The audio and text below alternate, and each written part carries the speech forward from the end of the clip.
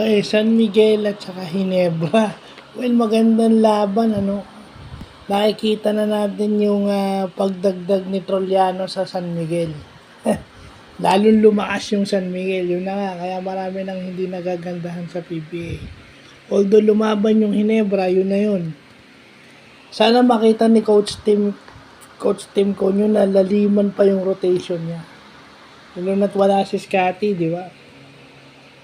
At least nagkaroon siya ng pagkakataon na paliitin yung lamang kahit na natalo sila.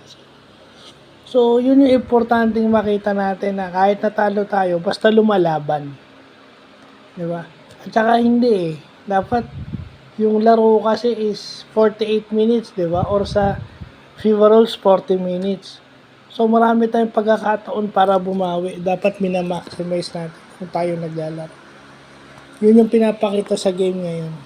Ang ganda ng laro ngayon, grabe. Kaya yun yung kaya kahit medyo inaantok na ako, mabubla ako, ang ganda. Gusto ko lang talagang i-express yung nakasama ni Bishop na shock troopers, di ba? Medyo pangit yung laro ng regulars ng Hinebra. Itong mga shock trooper sana magtuloy-tuloy na lumalim pa yung rotation ng Hinebra. No? Kasi minsan pangit yung pangit yung nilalaro ng regulars mo. So, nung gagawin mo? Kailangan pa bang matambakan ka para lang laliman mo yung rotation mo? Yeah. Kagaya ng Phoenix ngayon, di ba?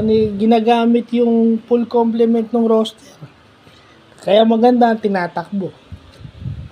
So, yun lang po.